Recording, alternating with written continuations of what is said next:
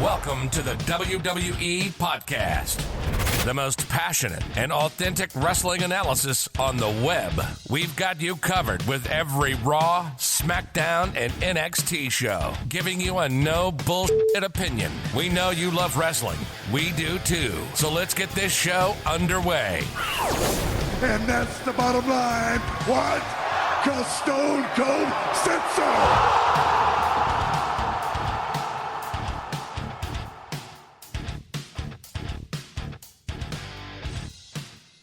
Hey guys, what's going on? And welcome to another edition of WWE Rivalries on the WWE Podcast. It is Friday, January 15th, as we are just 2 weeks away from the Royal Rumble pay-per-view. And I gotta say, guys, does anyone have a favorite here? I mean, I'm kind of leaning towards a Bray Wyatt Fiend return and him winning the Royal Rumble. But at the same time, who really knows? You've heard guys like Kevin Owens potentially winning it. If Drew McIntyre drops the belt to Goldberg, which, don't worry, I'll get to again with him accepting the challenge this week on Monday Night Raw. Maybe he wins it and crosses over to SmackDown to face Roman Reigns in a championship match for the Universal title to headline the pay-per-view. But look, it's truly the WrestleMania season. As another thing is, we are approaching almost a full calendar year without fans as we look to completely round the calendar year in this COVID-esque era, not just in the WWE world, but worldwide. And I'm sure if you guys know by now that I'm a big hockey fan, and with the NHL season kicking off 2 nights ago, some markets have had limited capacity in attendance. And I gotta say, it's weird to see. It's almost like I've been conditioned to just be used to no fans. And now when I see fans in the building for a sporting event, it's like it's a shock to the system, much like it was back in March of last year when there were no fans in the building. But one pay-per-view and one rivalry that was jam-packed with fans is the one we'll be covering today, and that is Hulk Hogan, Hollywood Hulk Hogan, versus The Rock back in 2002, and actually spilled into 2003 in one of the most historic and iconic rivalries in the history of WWE. And I got to give a shout-out to Matt, who got my wheels turning a bit on this when he reviewed the NWO's debut in WWE a few weeks back on his Wrestling Nostalgia, and that really inspired me to review this rivalry of The Rock versus Hulk Hogan 18 years ago. But before we get into that, as always, I like to touch a bit on the WWE product, and I'll start at the top with on Monday Night Raw, Drew McIntyre is away for COVID-19 reasons. And in doing so, and subsequently rather, the WWE creative thought it would be a good idea to bring back Triple H for no reason. And to be honest, that's what I think it was. I think it was nothing more than a ratings draw to try and spike some new viewership. And I gotta say, it worked with me. I made it a point to try and watch Monday Night Raw as quickly as possible. But as per usual with WWE, it was for no long-term goal in mind, and he comes back. He has a brief encounter with Randy Orton. Randy Orton challenges him to what I thought was a match, and it turns into a fight, I guess, a brawl, and then it leads to Alexa Bliss coming back and shooting a fireball in Randy Orton's face. And I gotta say, a couple layers to this whole thing. I'll start with Triple H. I love seeing Triple H. I love seeing what he does when he comes to the ring. I think he's still one of the best promos in WWE. Obviously, a legacy star at this point in time. But there's something about Triple H that has kind of been irking me for a while, and that's the fact that he has 3 or 4 gimmicks in WWE, and sometimes it feels like he gets lost in his own gimmicks.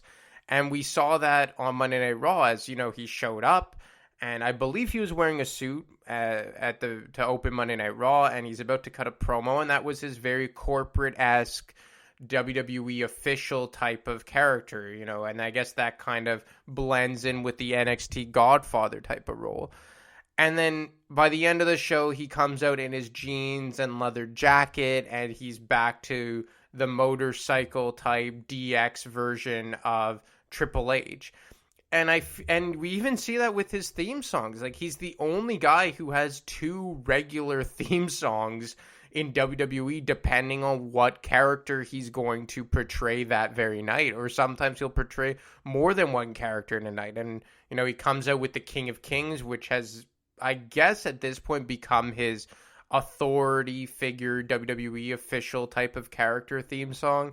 And then when he's about to be, you know, the game and fight, he has the game theme song. But even beyond that, you know, you have the Evolution type of character that he portrays whenever they do a reunion, which is almost like a blown up version of Ric Flair's gimmick. And then, like I said, you have the Triple H gimmick, which kind of bleeds in with the Degeneration X type of persona.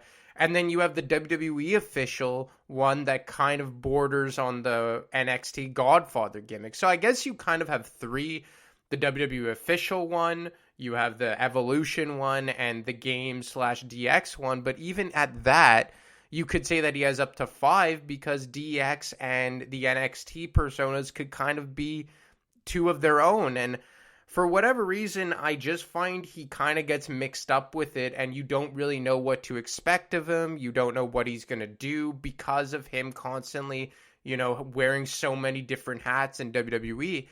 And we even kind of saw that 2.5 years ago with the Evolution reunion on SmackDown, the 1000th episode of SmackDown, where you had the Evolution reunion, and he comes out in a leather jacket. And like I previously mentioned, the entire gimmick of Evolution was the wheeling, dealing, styling, profiling, where the entire Evolution gimmick and characters were a blown-up version that stemmed from the Nature Boy Ric Flair's gimmick. And Triple H walks out there in a leather jacket like he's his persona from 2002, or he's like in Degeneration X, and the rest of the Evolution members are in, you know, suits and nice jackets and sunglasses. So I feel like when Triple H comes back now, I almost kind of get not annoyed, because I still like seeing him. He's my top 5 of favorite wrestlers of all time, and a surefire Hall of Famer. But at the same time, it kind of gets it for me. It loses credibility a bit when he switches hats so many times, depending on what kind of, you know, storyline he's in, as opposed to, let's say, The Rock, who's always the same thing, or Stone Cold Steve Austin, who's always the same thing. But he comes out, has the promo with Randy Orton, hits Randy Orton after indirectly accepting the challenge, after Randy Orton says the typical, you know, you left your balls with Stephanie McMahon. And then they have a fight to close out Raw. And then it turns out that he's just a diversion to lead to a returning Alexa Bliss, who shoots a fireball in Randy Orton's face. And like I've said before, WWE loses me when they get into the hokey, you know, magic type of stuff, the supernatural type of storylines. And that's exactly what this was. You know, Alexa Bliss shooting a fireball into the face of Randy Orton is as hocus pocus as it can get.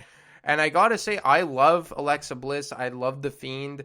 Obviously, Randy Orton is arguably doing the best work of his career, at least in 10 years. But they're starting to lose me a bit with this type of creative and this type of storytelling, because as soon as I see stuff like this, that all started at the TLC pay-per-view when they lit The Fiend on fire, Randy Orton that is, I start to lose interest very quick, because I watch wrestling for realistic storytelling, to live vicariously through the characters. I don't watch it for a science fiction theater type of presentation, and that's where they're going big time with The Fiend, and subsequently Randy Orton and Alexa Bliss, as they are integral parts of the storyline right now. So, look, I still hope that The Fiend returns. I still love Bray Wyatt and The Fiend, but I'm really quickly starting to lose interest because of the hocus pocus type of things that are going on right now. Further on Monday Night Raw, I mean, I gotta say, and I've talked about it a lot, but not specifically Bobby Lashley. I've just talked about the Hurt Business as a whole, how much I've liked them.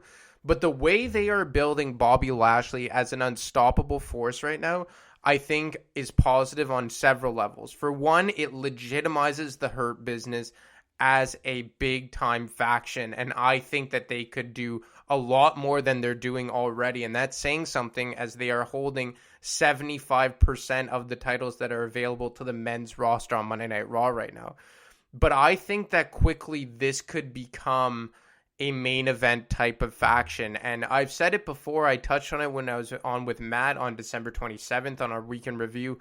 But if they could somehow, maybe at next year's draft or Superstar Shakeup, however WWE wants to advertise it as now, if they could somehow get the Hurt Business over to SmackDown, and obviously that would entail with them losing the championships or Bobby Lashley taking the United States Championship over to SmackDown if he still has it in 10 months' time, I think them kind of being the lackeys to a Roman Reigns would do wonders.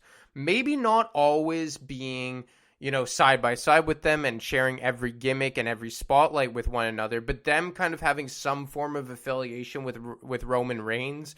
And we know MVP always looks for opportunities to, move his way up the card. I think that could be kind of good storytelling. I don't always like to be the guy who fantasy books, because with WWE, it's always a crapshoot as to what you think they'll do in the future. But I could really see that being a way, rather, for the Hurt Business moving their way up the card. And another thing, I love what they've done for the United States Championship, because I think for a long time, the United States Championship and the Intercontinental Championship, for that matter, as mid-card championships, were really lost in the sauce. But them booking Bobby Lashley as a big-time competitor, an unstoppable force right now in the Raw upper mid-card, and I think he's right under that main event scene, and he could compete there if they wanted to, has done worlds for that United States Championship. I don't even remember the last time Bobby Lashley lost a one-on-one match, and he's beating some bigger name guys.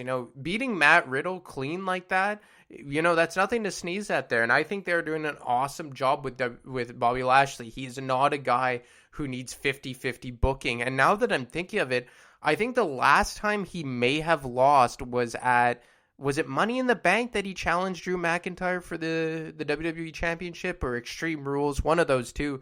But I think the last time he lost a one-on-one match was to Drew McIntyre, and if I remember correctly, it wasn't even clean, which is weird that they never revisited that, but I don't think he even lost clean to Drew McIntyre. So great job what they're doing with Bobby Lashley. And another thing that they're doing, and it's a simple thing, but one thing that they're doing with Bobby Lashley to legitimize him as a big-time star and separate himself from the rest of the Hurt Business, much like they did with, let's say, Evolution with Triple H, 15, 16, 17 years ago, is that you rarely see him with Shelton Benjamin and Cedric Alexander unless they're going to have a match or unless they're entering the building. Like he never walks out with MVP to accompany Benjamin and Alexander for a tag team championship match, and they never accompany him to the ring if he's defending his United States Championship. Bobby Lashley is being presented as leaps and bounds ahead of the rest of the Hurt Business. Now, of course, MVP being the unspoken leader and the manager and kind of the straw that stirs the drink for the business. I guess that I could refer to them as a business, but for the faction as a whole, I think that them presenting Bobby Lashley ahead of the rest of the team is very smart booking, and a subtle thing that maybe not a lot of people are realizing, but I have. And look, I gotta say, the Hurt Business, it's one of the best built factions in quite some time. Probably the best built faction since the Shield. And I really hope they keep them together for a while because, it's done worlds to make Shelton Benjamin relevant. And he's been back in WWE for over 4 years now. By far the most relevant he's been upon his return. It's catapulted Cedric Alexander into relevancy much more than he was when he tagged with Ricochet over the summer. And MVP, I mean, I said it so many times. I came on here a year ago and made fun of them bringing MVP back, and he has completely shoved that down my throat, and I can't say enough for how good MVP has been, especially on the mic, or exclusively on the mic, because he rarely is in the ring, and when he does, he usually loses, like this past week on Monday Night Raw. So I think that they are one of the few bright spots consistently, and that's the key word there, consistent bright spots on Monday Night Raw, because obviously here and there are several different bright spots a week on Monday Night Raw, but they are consistently a big plus and positive for Monday Night Raw. Over on the SmackDown side of things, I gotta say, maybe I'm in the minority, but I'm actually pretty intrigued with where they're going with this Adam Pearce Roman Reigns angle. I don't think that it will ultimately end up being Pearce versus Reigns for the Universal Championship at the Royal Rumble.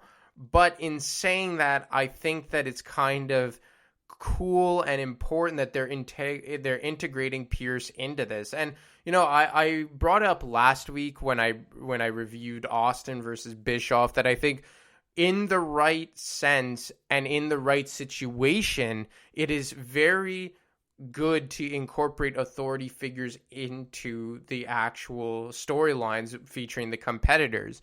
And I think we may see an example here. But in saying that, if they actually do build to an Adam Pearce versus Roman Reigns match at the Royal Rumble, I would be fairly disappointed because there are so many other guys on the SmackDown roster I'd rather see them build that towards. And I think what they did with Shinsuke Nakamura this past week on SmackDown, or at this point last week on SmackDown, was a big step in that direction in terms of his career, because I think he could do a lot more than be a tag team partner to Cesaro at this point. But, guys like Daniel Bryan, if they want to revisit Kevin Owens, there are several people that they could build to Roman Reigns. But in the short term, I find it very interesting what they're doing with Adam Pearce, because even just the way Paul Heyman has talked it up, that, or at least I hope rather, that there is a long-term goal here in mind with a big-time payoff more towards the Royal Rumble. And heading beyond the Royal Rumble, I'm really intrigued where they're going to go with Roman Reigns in terms of who his opponent will be come WrestleMania time. I brought up earlier that maybe it will be Drew McIntyre if indeed he drops the belt to Goldberg at the Royal Rumble. He enters the Royal Rumble and wins it for the second year in a row. So look, there's a lot of ways that they can go here, but the other thing about SmackDown is that beyond Roman Reigns, I mean, it is a tough go right now. I have to say it is a tough go to get through SmackDown. The only bright spot about that, or the positive in terms of that, is that it's only 2 hours as compared to Raw, that's 3 hours. But it seems that on SmackDown right now, their go-to is, or WWE as a whole at the moment, is their go-to is just making championship matches galore almost weekly. Like Apollo Crews fighting Big E for the Intercontinental Championship. Like, why? Where did that come from? Why do I care? I mean, I don't know why I'm supposed to be invested or even think that Apollo Crews has a snowball's chance in hell of getting the victory over Big E when there's zero build to it and he hasn't been on television for the majority of the episodes over the past couple months.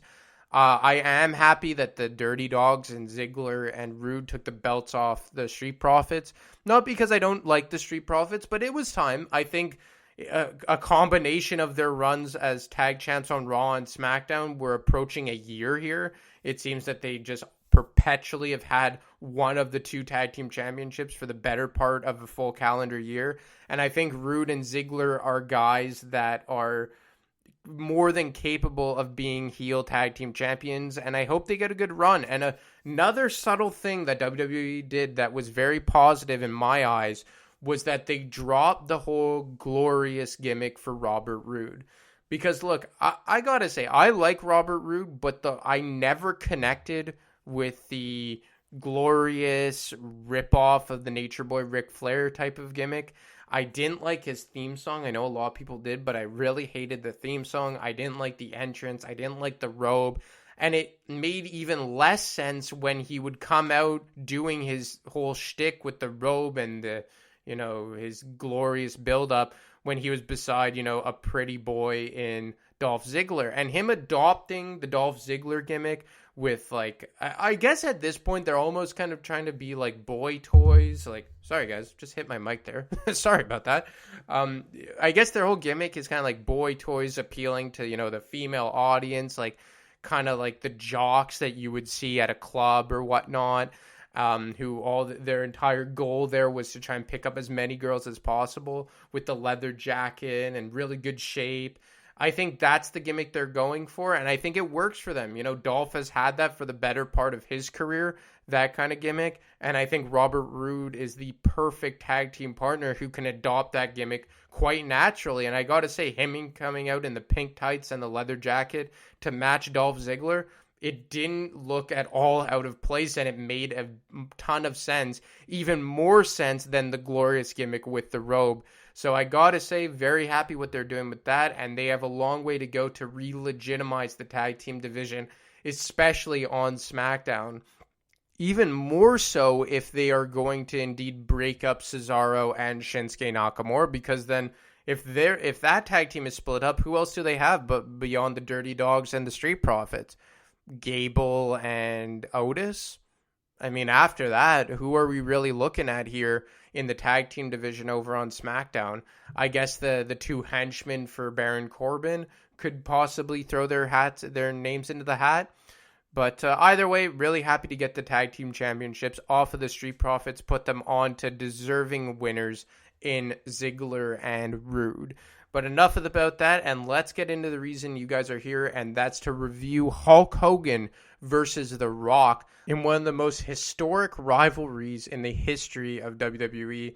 And it's historic for numerous reasons, and obviously the name recognition. Like, you could argue that these are two guys that are on Mount Rushmore, and undisputedly two of the top 5 wrestlers in the history of the company in my mind. You know, Mount Rushmore, you could argue maybe Flair's on there instead of The Rock, maybe Cena's on there instead of The Rock, but if you go top 5, I don't think there's any way you leave The Rock out, and then along with Stone Cold Steve Austin, Hulk Hogan, The Undertaker, and in my mind, John Cena, but I'm sure everyone would have their opinion maybe on Ric Flair as well.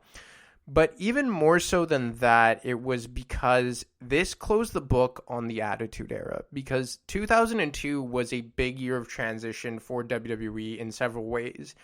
I think the number one thing is that they switched from WWF to WWE, and I think that followed almost immediately after WrestleMania 18, which is where these two clashed for the first time. Secondly, you know, this was in a lot of ways the final kick at the can for The Rock and Stone Cold Steve Austin and even Hulk Hogan as full-time competitors in the company. And then, you know, you had the inaugural brand split of Raw and SmackDown. There was the introduction of the World Heavyweight Championship in the fall of 2003 as the WWE Championship became exclusive to SmackDown.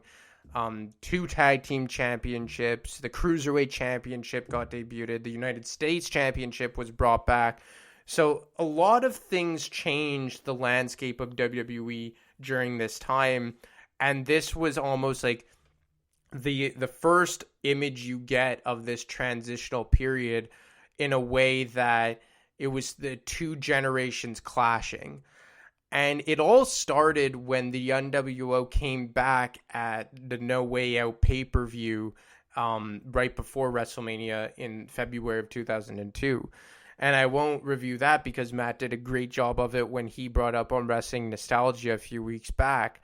But it wasn't until the following Monday Night Raw when Hulk Hogan came to the ring on his own. And he came to the ring to just an amazing reception from the crowd loving Hulk Hogan. But while he initially had a good reception to them, playing, you know, the typical babyface role, and I don't even think he was playing a role now that I say it, I think he was just being himself and was truly touched by the reception that the WWE fans had given him after almost 10 years away from WWE. But quickly after, he readopted the Hollywood Hulk Hogan gimmick, the NWO heel persona, until The Rock confronted him for the very first time. Do you really think that it was the fans? Do you actually think that it was the people that drove you out of the WWF? What he said. Is that what you think? That's exactly. It doesn't matter what you think! What? Wow! Now that is some serious disrespect right there, JR. Oh. The only thing that matters is you realize it was not the people that drove you out of the WWF. No. They loved you. They believed in you.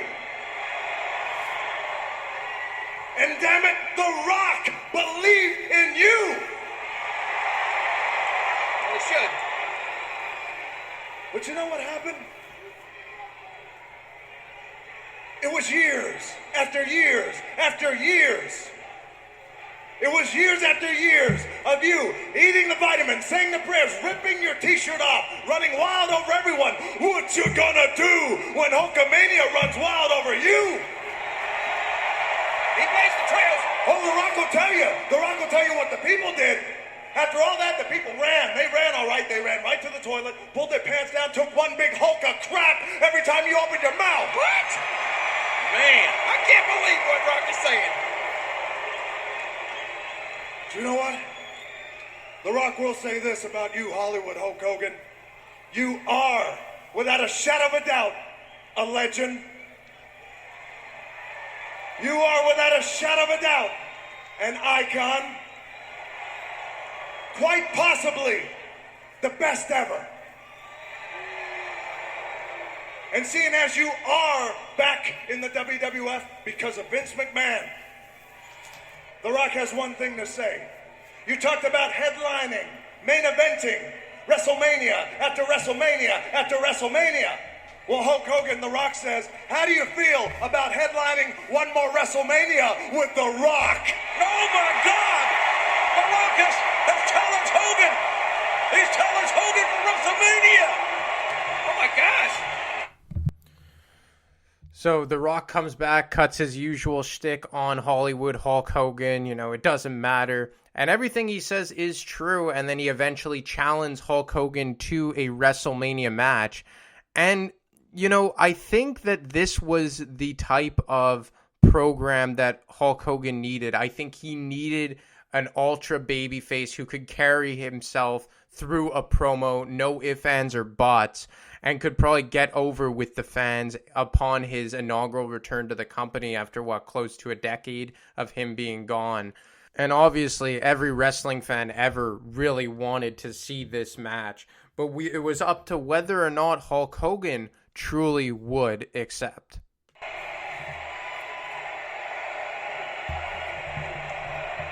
Make up your damn mind and get out of the ring, will you? Shut up! Just make up your mind! Don't pressure him!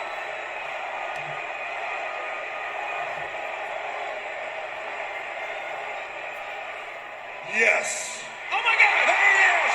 There it is! That's the answer we were looking for! WrestleMania! Hogan, The Rock, one-on-one! You know, Rock, they are right. It'll be a pleasure to kick your ass at WrestleMania. Wow! So I say, let's do it. Seal the deal, Rock! You wanted it so bad? I think the deal is sealed. The Rock made the challenge. Hogan has accepted. And by the way, Rock, good luck. Because you're going to need it. Uh-oh. Wait a minute. Let go.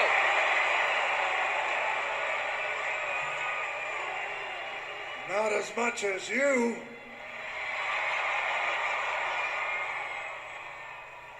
Brother.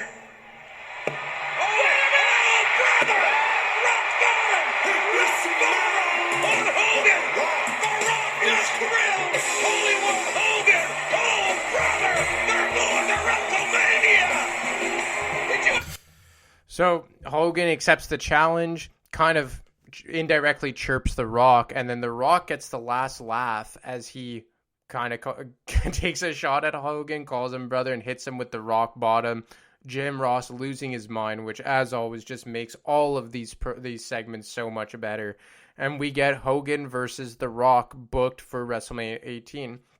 Now, over the following couple of weeks, we have several more encounters, as the famous one or infamous one, whichever way you look at it, of the NWO beating the hell out of The Rock, and then when he's in the ambulance, Hogan driving the semi-truck into the ambulance.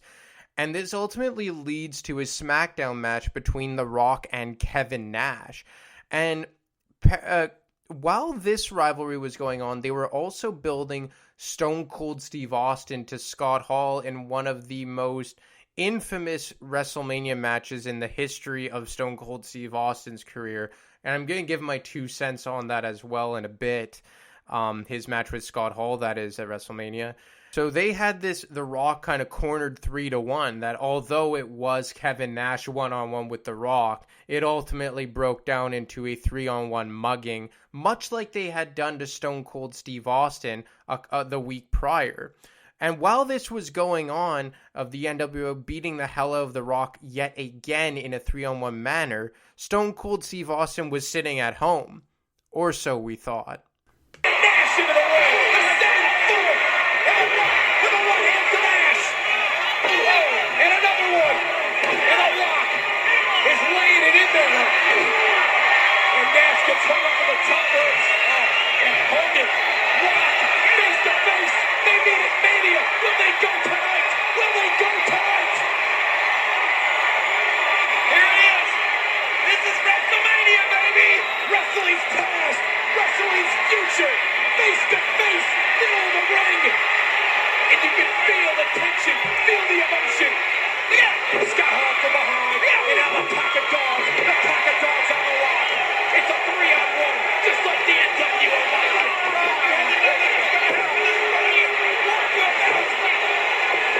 The referee's lost all control. The NWO, they want to cripple The Rock again.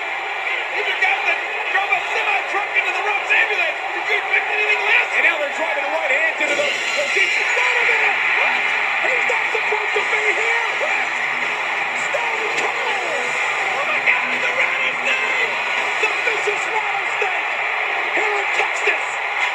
Taking out the NWO! Look at that! He has a concussion! He suffered the hands of the NWO Monday night! He's here for revenge! He wants home! Texas rattlesnake wants home! He's got him! Yeah! Austin suffering stitches, a concussion, followed with a wrench to the head by Scott Hall on Raw Monday night. Look at the rattlesnake! He's not going to stop! He wants the main Scott Hall! Look at that steel chair to Nash! Austin cleaning house! To the NWO and another shot! Oh, look out! And a run knocking Nash over the top rope! The Rock and Austin. I can't believe the Rattlesnake. He's here. Stone Cold and The Rock have cleaned house. And that's not, now that I watch it over, I made a mistake. It was actually The Rock versus Scott Hall that ultimately broke down into 3-on-1 mugging and had Austin come back to make the save. But that wasn't a big clip in terms of building towards the program between The Rock and Hogan. Obviously, we got that stare down of Michael Cole saying, wrestling's past, wrestling's future. But I just wanted to play it because it always gives me goosebumps. I remember watching it live, and how many times did we ever see The Rock and Stone Cold Steve Austin, two of the most over wrestlers in the history of the company, fight side by side? They had fought against each other 2 times to headline a WrestleMania to this point. They were the respective leaders of WWF versus the Alliance during the Invasion angle, and they both kind of spearheaded that rivalry between the two groups. So look, I gotta say, it always does something for me to watch this clip over and see The Rock versus Stone Cold Steve Austin fight side by side. And it was a cool visual to see them beat the hell out of, the biggest heel faction in the history of the wrestling business. Hogan, Nash, Scott Hall. And it ended up leading to a 3-on-2 handicap match at the following Monday Night Raw, which the NWO would get the win. And it would be the lasting visual of Hulk Hogan beating The Rock, dropping him with the leg drop, leading into WrestleMania. And a quick thought on what they did with Stone Cold Steve Austin versus Scott Hall at the same WrestleMania, as these two rivalries really paralleled one another.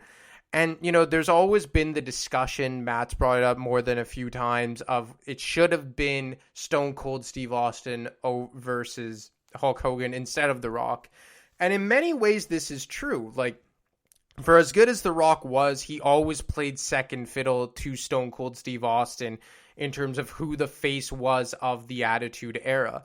And if Hulk Hogan was the face of the generation preceding that, it would only make sense that he would go toe-to-toe with Stone Cold Steve Austin. But obviously there are all, the reports of Austin not being in the right place at the time mentally or physically. And obviously it led to his departure from the company just 2 or 3 months following this. And obviously Jim Ross has talked about the respective styles of Austin and Hulk Hogan probably not matching. But I'll only speak to it from a pure storyline perspective. I don't think that it necessarily should have been Stone Cold Steve Austin versus Hogan in place of The Rock. But in saying that, Stone Cold Steve Austin deserved a better place in the card than what was ultimately a throwaway match versus Scott Hall. And to be honest, WrestleMania 18 as a whole was a pretty poor WrestleMania. And the last WrestleMania to take place in Canada, that is, it took place at the Sky Dome in Toronto, which is now known as the Rogers Centre. But aside from Rock and Hogan, which obviously blew the roof off the place, you had Austin versus Scott Hall, Kurt Angle versus Kane, The Undertaker versus Ric Flair in a no holds barred match. The Big Show wasn't even on the card. The main event that was Jericho versus Triple H for the Undisputed Championship, Rob Van Dam versus Regal for the Intercontinental Championship. The hardcore title changed hands probably 5 or 6 or even 7 times throughout the whole show. You had a fatal 4-way match for the World Tag Team Championships of Billy and Chuck versus the Hardy Boys versus the Dudley Boys versus the APA.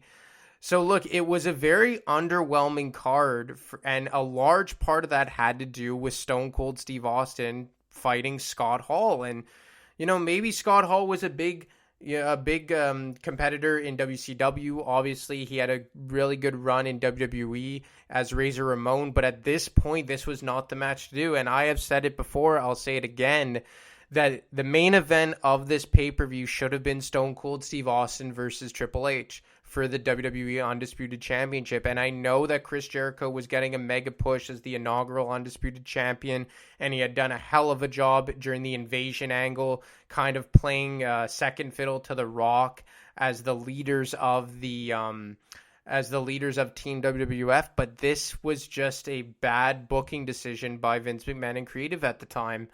And, even for a guy like Kurt Angle, he was another guy who, in the absence of Triple H and with Stone Cold Steve Austin turning heel for the entirety of that Invasion angle, he was a guy who really came into his own and solidified himself as a main event competitor. And for him to just be in, yet again, another kind of throwaway match against Kane, it just made no sense here. And I think you could have had Austin versus Triple H for the championship and Kurt Angle versus Chris Jericho as kind of like that undercard match along with The Rock and Hollywood Hulk Hogan.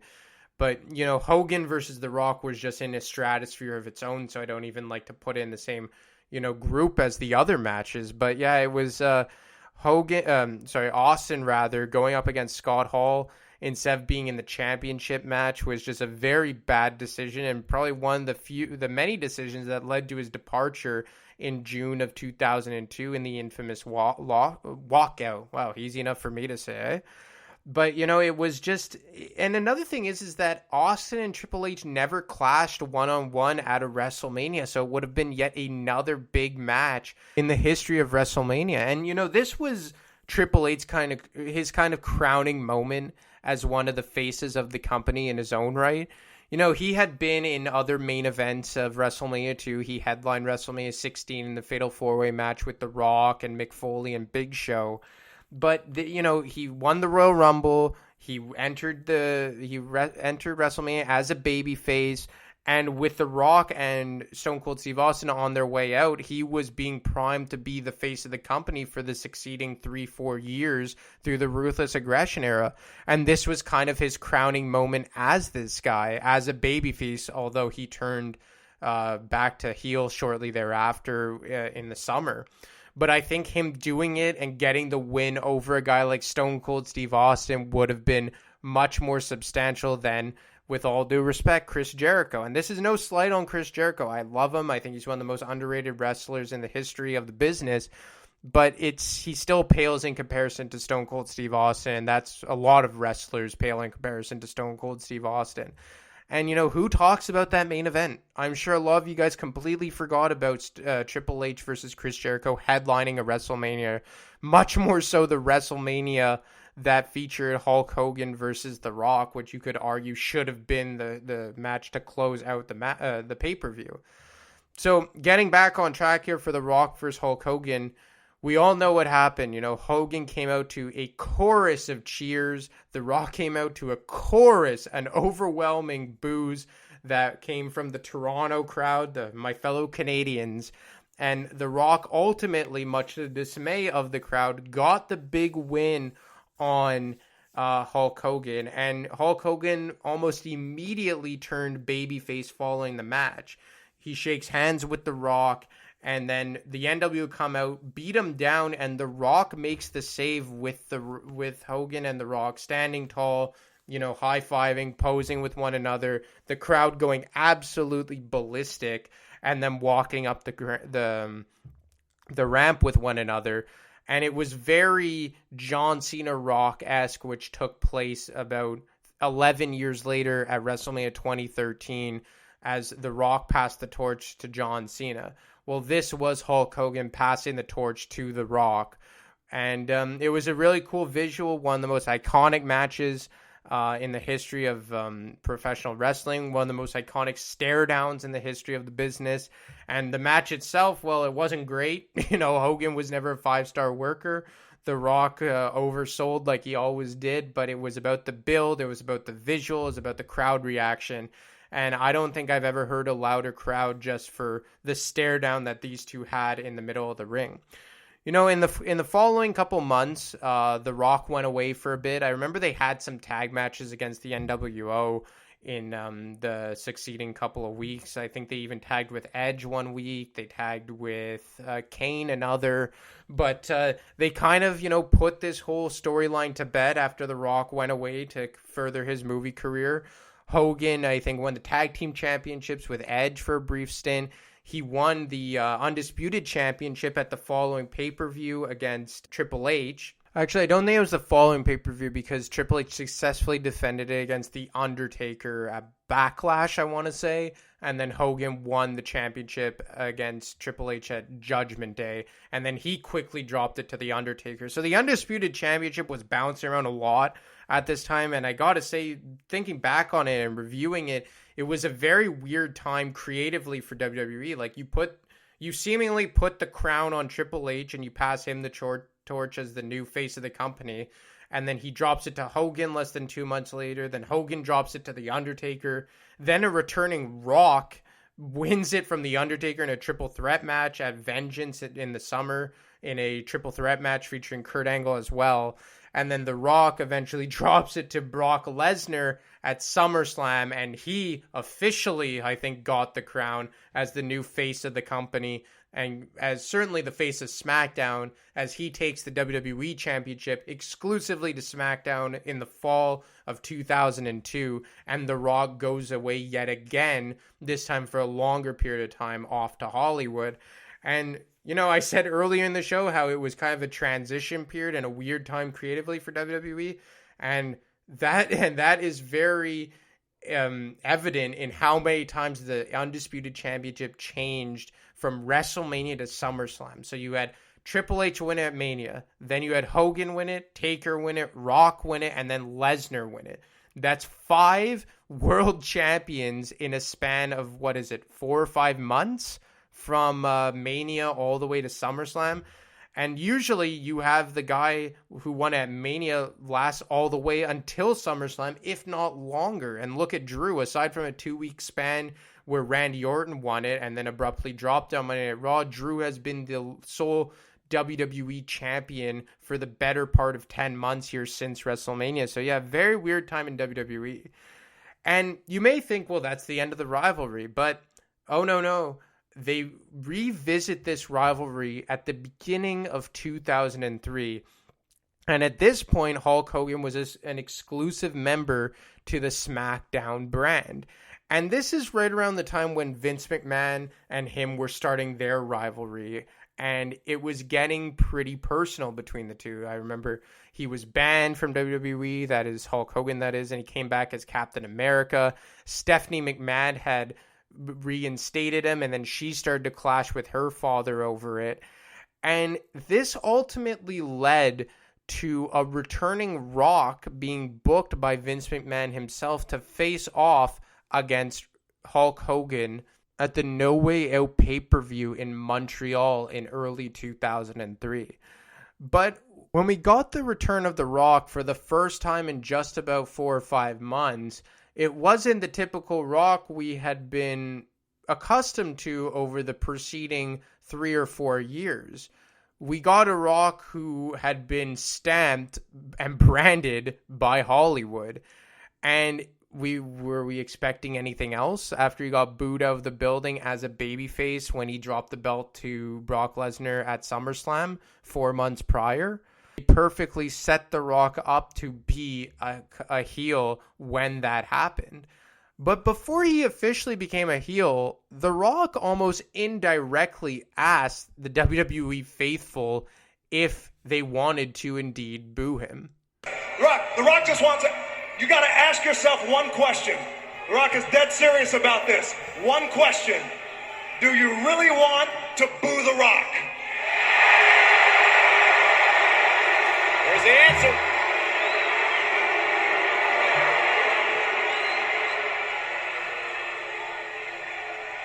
Do you understand the line we're going to cross? Do you understand where we're all going to go if you boo The Rock? Do you understand? I can't believe these people show no respect to The Rock. Do you people understand the ramifications of booing the Great One? The Rock has shown no respect for these people. Gonna give you one more chance. No. Let's not chant anything right now. You people are gonna make the decision. You're gonna make it here, right now, here, tonight.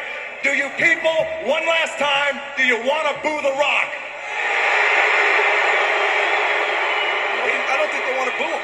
Indianapolis could be speaking for the entire world. And The Rock don't like it. He's taken aback a bit. That's fine. You've made your decision. You've made your decision. That's fine. But why do you boo The Rock? Why? Because The Rock, he went ahead and he sold out? Was that it? The Rock, he just worked his ass off, wanted to be successful, sold out. Why is it because The Rock has got too big a head? Indianapolis, please. Larry Bird has got a big head, you don't boo him.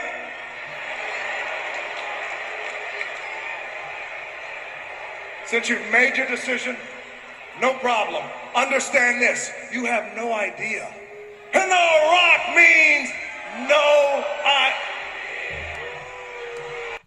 So I'm going to stop it there for a second. And first off, could anyone else pretty much walk to the ring and ask the crowd if he should turn heel or not?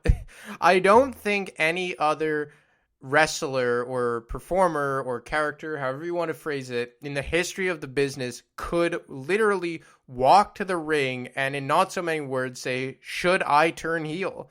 And at this point, the crowd was begging for it. They were begging for The Rock to turn heel. He had shaved his head, added a new tattoo. He came out with leather pants and a leather vest. Like, he was just playing for lack of better terms, the Hollywood douche so well that, it was tailor-made for the fans. And look, The Rock's character had grown stale a bit. They had booed him out of the building as a babyface the year prior in Toronto against Hulk Hogan. They had booed him out of the building against Brock Lesnar at SummerSlam. And they knew, they weren't stupid. They saw that over 2001 and 2002 that The Rock was slowly but surely dipping his toe into Hollywood. And that was becoming more and more apparent. And, again, obviously the internet wasn't around, but him taking 3-4 months off at a time, 3-4 months off at a time. And then most recently, he was off for, I think, 5 months, or I'm not good with math, but for however long it took, it is from August to February or late January. the secret was out. The Rock was slowly but surely transitioning to Hollywood. And by the late 2002, early 2003, the fans very well knew that. And he comes out and they, for lack of better terms, basically say, yeah, turn heel. But what is hilarious about this is that I think The Rock did some of his best work as the Hollywood heel, and it's too bad that we only got to see him do it for about 3 months until after WrestleMania 19 when he had that program with Goldberg. But let's take a listen to what The Rock has to say to the fans after officially turning heel. What is about to happen? Because come No Way Out, you're going to get the different Rock. You're going to get the Rock you want. Oh yeah, fine, no problem. You're going to get it all. You're going to get the jabroni beaten, pie eaten.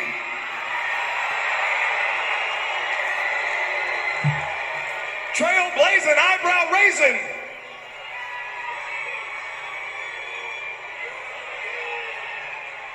Crystal clear, have no fear. Make more money than in one night than y'all make in a year. Climb a tree, scratch an itch, make Hulk Hogan the Rock's little bitch.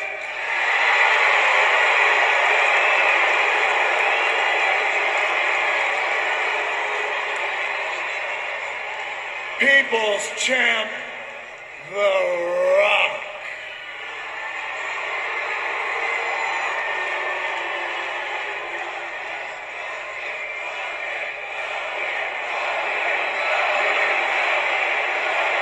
Hogan will be here tonight.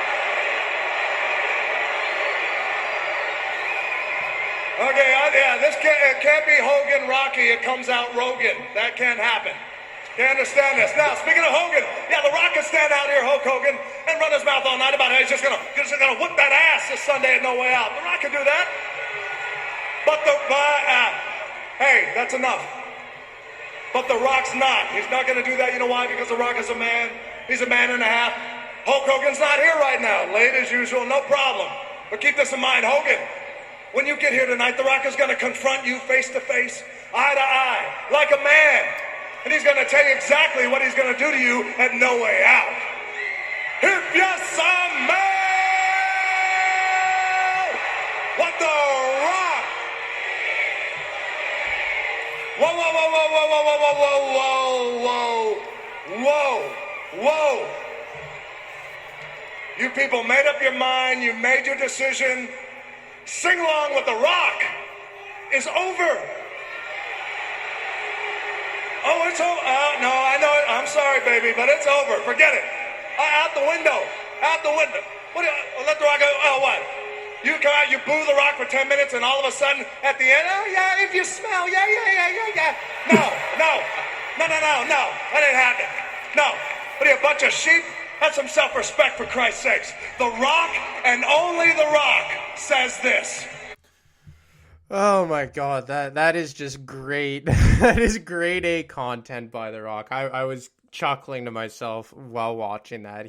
I would argue this is the best version of The Rock. And it was just, and I know I let this clip go a bit too long, and I do that sometimes, and I'm sorry guys, but I wouldn't have been doing it justice by making a bold claim that this was his best version of himself if I didn't let you hear that entire clip.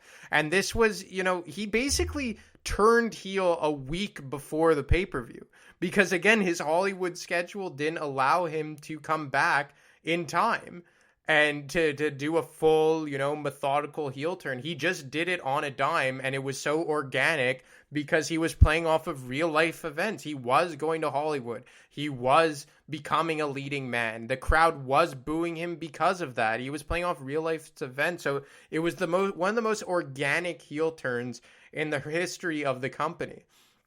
But although he really did turn heel here, and they could have left it as such, he really cemented himself as a heel when he confronted Hogan later that night. And if you didn't think The Rock was heel after this promo, he was definitely heel once he confronted Hulk Hogan, and he comes out, says that Hogan should apologize to The Rock, that he's been talking trash about him. And then The Rock, kind of fake turns babyface and then spits water into Hogan's face, and then just solidifying The Rock as a full-blown heel at this point, leading into the No Way Out pay-per-view in February of 2003.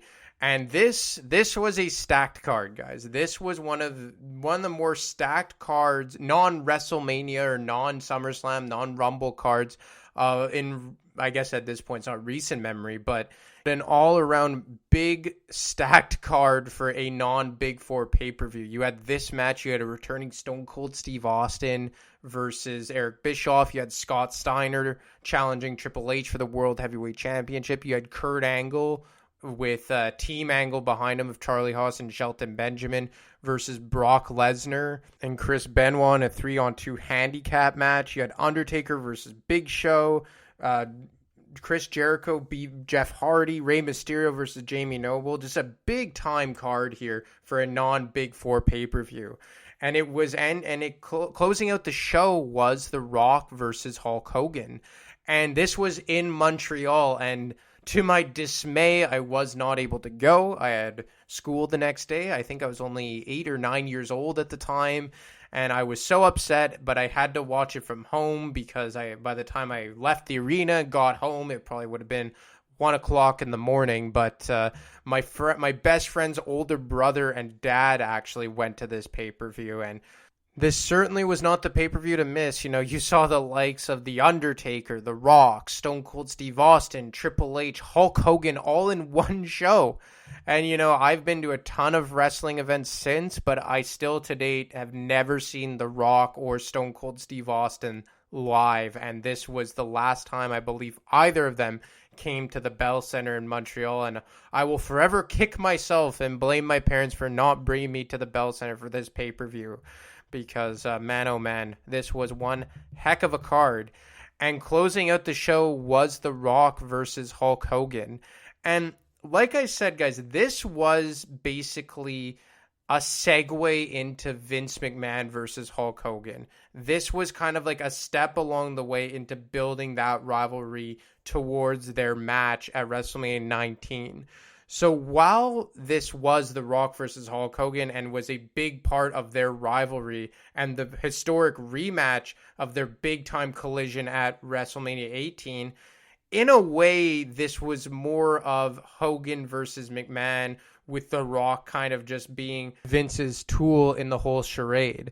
And leading into this match, I think that we saw the full new version of The Rock with his entrance to the ring, because for the better part of 3 or 4 years at this point, we were used to "if you smell," and sorry guys, sorry for that horrible replication of The Rock's intro and signature phrase, but that's what we always heard when he came to the ring.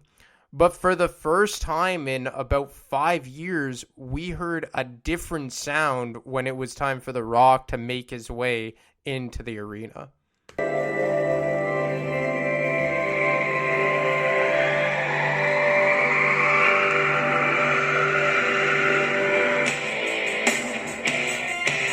If you smell, if you smell, if you smell.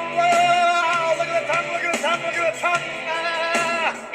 What The Rock is cooking.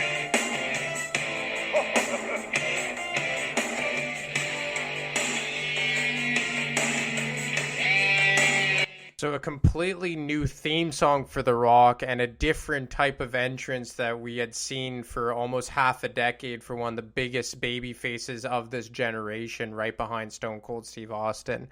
And in the end, they kind of do a Montreal Screwjob 2.0. The Rock gets the victory with the help of a crooked referee, a Montreal native, Sylvain Grenier, who went on to form the faction of La Resistance with Rob Conway, Rene Dupree, and it was all with the help and and the thought process of Vince McMahon behind the scenes, and it ultimately led to the no-holds-barred match between Hogan and McMahon at the WrestleMania the month following. And this closed the book on the historic rivalry between The Rock versus Hogan, as he gets yet another win and finishes with a 2-0 record against Hogan. And look, this was really important for a lot of ways, and more so than just the obvious, name value and name recognition and the overall star power that these two superstars carried. But it really kind of ushered in and bridged the gap from the Attitude Era into the Ruthless Aggression Era. And although it kind of spanned over the course of a full calendar year, with The Rock going away for a large portion of that to Hollywood, I thought that they got it right more so the second time. Because as we saw the first time, the fans wanted to cheer Hogan. They wanted the red, white, and yellow Hogan that we got in the second iteration of this rivalry. They wanted that type of classic Hogan. They didn't want to boo Hogan. They didn't want Hollywood Hogan. They didn't want the NWO Hogan. They wanted the classic guy that they knew and loved from 15, 20 years prior. And then they wanted to boo The Rock, who they knew was on his way out to Hollywood, who had been somewhat stale for the preceding couple of years. And when they brought him back in early 2003 for this rematch, they 100% got it right and turned him heel. And for one of the best runs and one of the best gimmicks that The Rock had over his WWE career. And that's saying something, given how over he was as a mega babyface from late 99 to early 2002. And for The Rock to switch on the dime, then to play the heel so perfectly, tells you a lot about what kind of performer he was in the ring and how good of an actor he was. Because as we see now, is there a bigger actor than The Rock? I would argue no. Over the last 5, 6, 7 years, The Rock has just completely taken over Hollywood in several different ways, whether it be movies or fitness or reality shows, the Titan games. No matter how you want to cut it, The Rock has, as he said so many times in WWE, he's done it all.